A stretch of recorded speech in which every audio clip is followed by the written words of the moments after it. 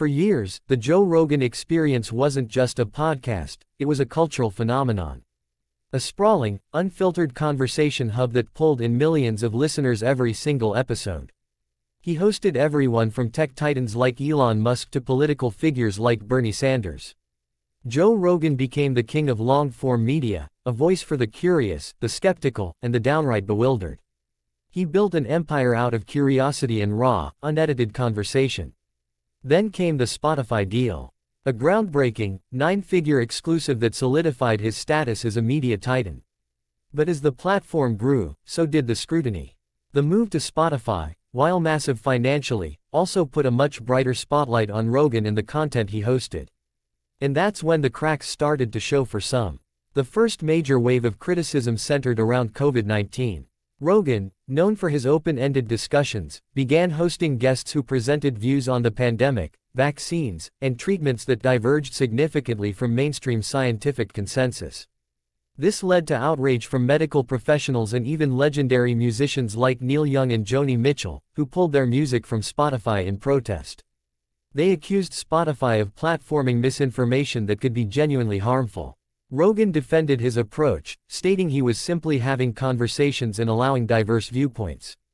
Spotify, in turn, released a content advisory policy for COVID-related discussions. But for many, the damage was done. It sparked a massive debate. Where does open conversation end and harmful misinformation begin, especially on a platform with such immense reach?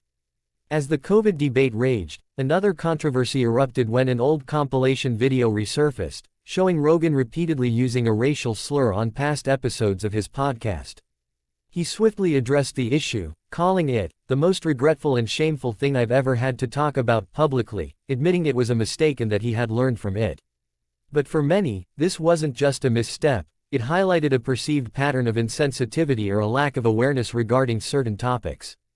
It forced a conversation about accountability for past actions, even when those actions happened years ago, and how they resonate in today's heightened cultural landscape.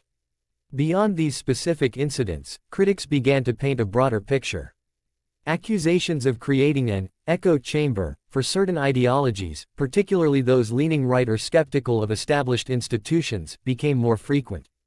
The core question became, what is the responsibility of a platform and a host as powerful as Joe Rogan? Is he just a comedian having conversations, or is he now a media gatekeeper with a duty to fact-check and challenge potentially harmful narratives? But here's the crucial question, has any of this truly led to a downfall? While he's faced unprecedented criticism, the numbers tell a different story for many. The Joe Rogan Experience consistently remains one of the most listened to podcasts in the world. His live shows still sell out. His loyal fanbase remains fiercely dedicated, often viewing the controversies as evidence of mainstream media attacking an independent voice. For them, Rogan is still the same guy, the curious, often flawed, but authentic personality they tune in for. They see the critiques as politically motivated or an attempt to silence dissenting opinions. It's clear that while he may have lost some listeners, he's retained, and perhaps even solidified, a massive core audience. So, downfall might be too strong a word for someone still at the pinnacle of podcasting. However, it's undeniable that the landscape around Joe Rogan has irrevocably changed. He's no longer just a popular podcaster, he's a symbol in the ongoing culture wars, a flashpoint for debates about free speech, misinformation, and media accountability. His controversies have forced Spotify, and other platforms, to re-evaluate their content moderation policies.